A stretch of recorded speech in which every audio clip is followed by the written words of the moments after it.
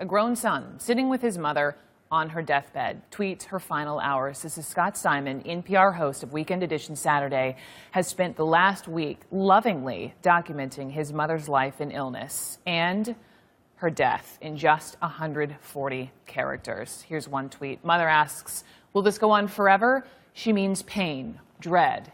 "No," she says, "but will go on forever, you and me." Oof. His tweets were raw and they were honest. Another one. "I love holding my mother's hand. Haven't held it like this since I was 9. Why did I stop? I thought it was unmanly, but crap." CNN's Ted Rowlands has the story. Hi, I'm Scott Simon of NPR. For more than 30 years, Scott Simon has been a familiar voice on national public radio. But for the past week, Simon has been communicating from his mother's bedside at Northwestern Memorial Hospital in Chicago, sharing with his 1.2 million Twitter followers his mother's final moments. "Breathing hard now," he tweeted at one point over the weekend. "She sleeps, opens eyes, a minute sleeps. I sing, I'll always be there, as frightened as you." Later, he tweeted, "Mother cries help me at 2:30. Been holding her like a baby since. She's asleep now. All I can do is hold on to her." The sharing of what's normally a profoundly private experience made people take notice. From one follower, "I listen to you all the time, sending you hugs and prayers."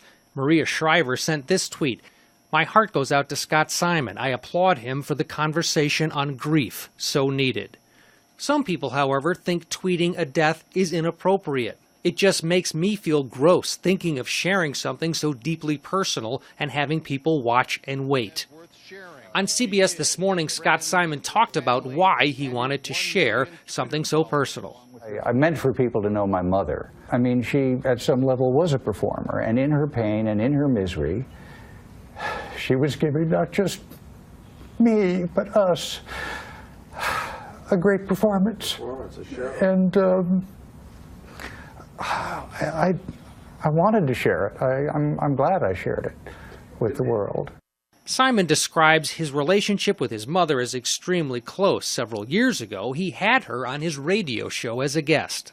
So people hear me on the radio, and they think I have very good manners. Oh, okay. Well, yes. And that comes from you.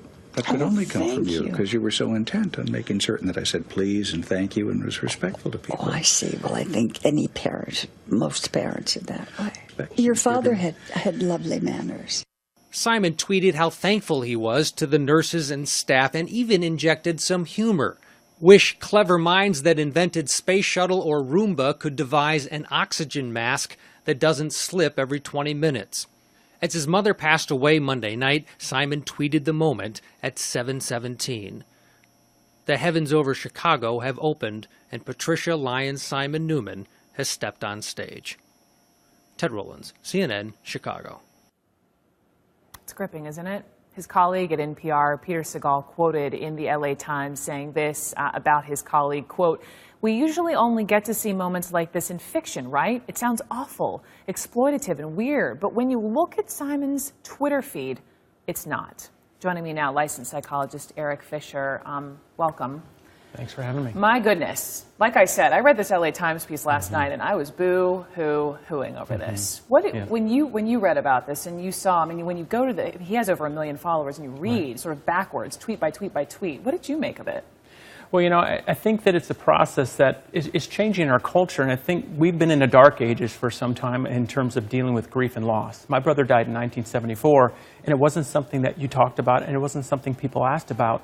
But grieving is a process we are going to go through, and I think to have it as a public process that people can see what people go through, as well as know what to expect during a death process, it's okay.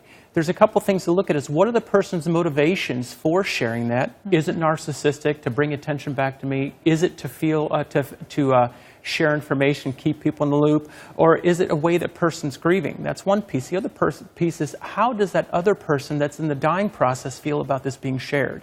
Given that his mother was on a show previously and probably was very part of it, she's probably comfortable with the process. So I think it's important for us not to judge. I feel like, and I agree, and I think part of it, just reading this LA Times article, which was so great, they quoted some of these followers who were, reading all these tweets. One person put it this way: comforting to know others are going through the same thing as my fam. May your mom pass peacefully, and I hope my father will as well. I think about, well, why do I tweet? Sometimes it's news, sometimes I just want to share. It's a community.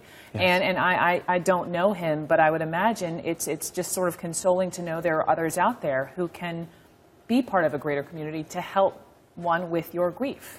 Well, as people, we look for validation. We look for comfort from each other. We're social animals, and we have to understand that dealing with emotions in isolation is not healthy. That's what our research shows from how it affects our physical health, our emotional health, our lifestyles. So being able to share these things together and pull together as a community, not just as a community of a few people, but a community of a world of followers, I think isn't a bad thing. Was it done respectfully? I think it was. Was it done appropriately? Yes, but are our boundaries changing in our social media world? Absolutely. Is it always good?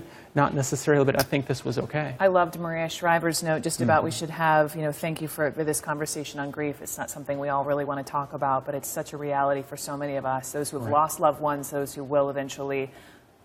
Just takes your breath away a little bit. Eric Fisher, thank you so much. Thank you for having me.